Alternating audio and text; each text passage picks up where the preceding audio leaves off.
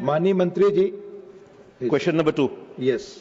First supplementary, Mani Ashok Rao Shankar Rao Chauhan ji. First supplementary.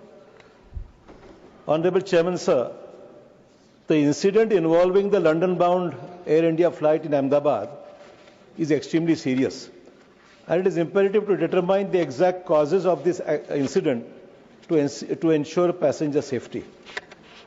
What caused the fuel supply to the engines cut off is an issue which still remains unresolved. We all know that the Boeing 787 Dreamliner is an aircraft heavily reliant on electrical and electronic-based systems. This is the background of the entire issue. And one may recollect that on January 17, 2019, a Boeing Dreamliner operated by Japan's All Nippon Airways, flying from Tokyo, Haneda to Osaka, experienced an unexpected engine shutdown after landing, suspected to be caused by a software or computer glitch. In the light of this precedent, has any clarification been sought from Boeing, the engine manufacturer, GE Aerospace, Genex, and Honeywell, which provides avionics, propulsion systems, landing systems, cockpit and cabin electronics, and various components for this aircraft regarding the Ahmedabad incidents? And also, we understand that a number of airlines world over have grounded their Boeing 787 Dreamliner fleets after the Ahmedabad air crash. So I would like to know from the Honourable Minister that is this a malfunction in the aircraft's electrical system? Could the same issue that caused the electrical failure system also have led to the interruption of the fuel supply to the engines? So all these issues come to the fore. And going by the conversation which was recorded in the cockpit voice recorder, the fuel supplies to the engines was cut off. The recorded conversation indicates that neither the captain nor the co-pilot manually cut off the fuel switch. This raises a significant question. So we would like to know from the Honourable Minister that going by the preliminary report which has just been received, what is the cause of this shutdown of both the engines? Was it an electrical failure or electronic failure? Or what are the preliminary findings which would lead us to know the exact causes of these incidents? Thank you. Chairman, sir, the honourable member has asked a very serious and very comprehensive question regarding the incident that has happened in Ahmedabad.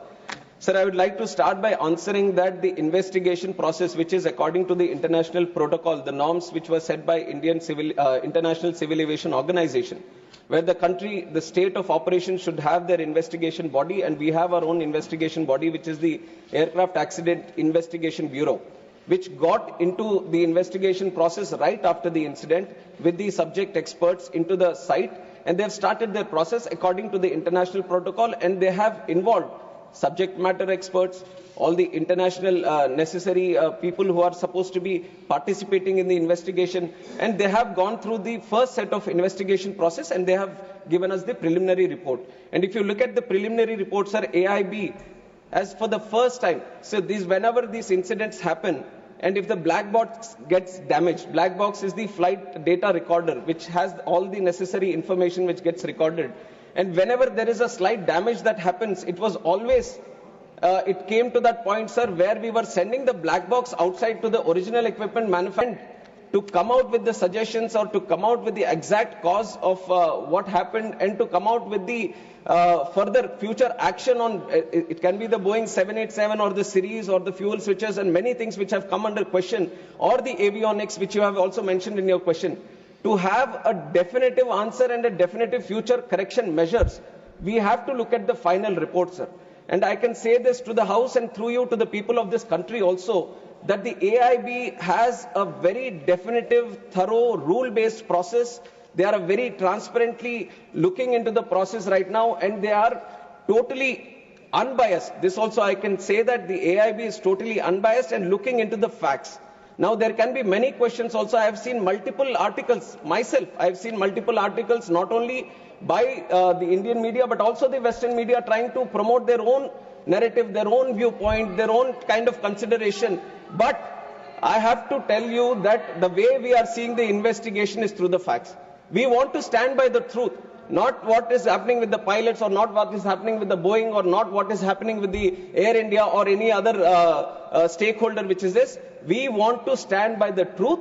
We want to find out what exactly happened, and that is only going to be coming out once the final report has been placed. So we have to respect the process of investigation, and once that process of investigation has happened, then we can talk about what happened and how it happened, and then the corrective measures.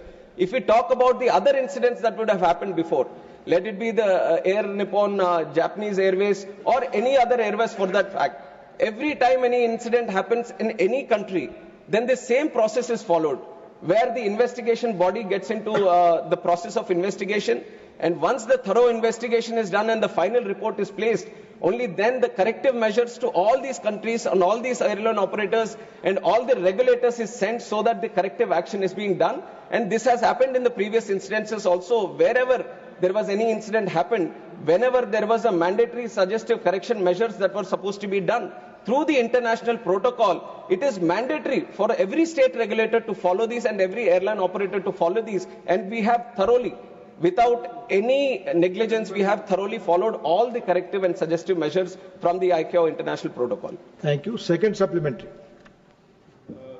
Chairman, sir, as we are all aware that the DGCA is the cornerstone of aviation safety in our country. But as we know, that in spite of these serious incidents which have taken place in our country, at this Ahmedabad incidents or the earlier whatever accidents have taken place, the DGCA is functioning at 50% of its sanctioned strength, technical strength. It's a very serious issue. I'd like to know from the Honorable Minister whether the government acknowledges this acute shortage in technical personnel within the DGCA, and what urgent and time-bound steps are being taken to fill these critical vacancies so that the regulator is fully equipped to safeguard the lives of lakhs of passengers who rely on air travel every day. Thank Sir, you. we all know the kind of progress civil aviation took in the last 10 years, and I have also been time and again talking about the tremendous numbers depicting the growth that we have seen in the country, right, in the number of aircrafts or the passengers that travel through who prefer air travel, or the number of airports.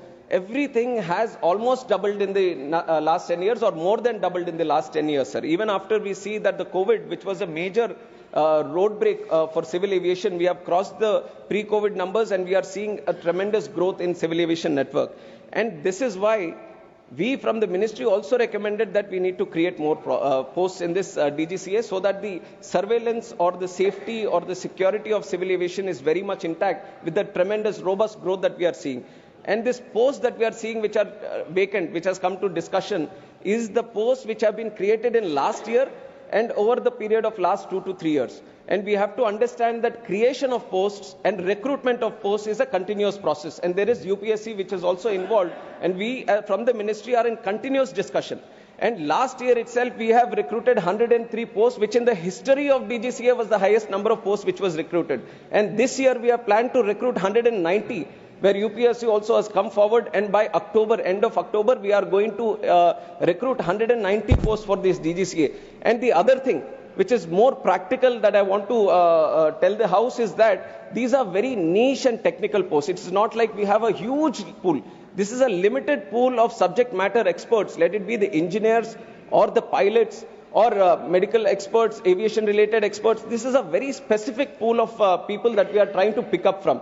And it is a very tough process of picking up the right people, because these are going to be the regulators, these are going to be the inspectors, these are going to take care of the safety. So the recruitment process is also a very rigorous process, and we are doing our, we have taken notice of this thing also, and it has been continuing process, and we are putting more pressure so that the timelines for the recruitment also come down, and very soon we are in the process of achieving 90% of these vacancies also to be recruited.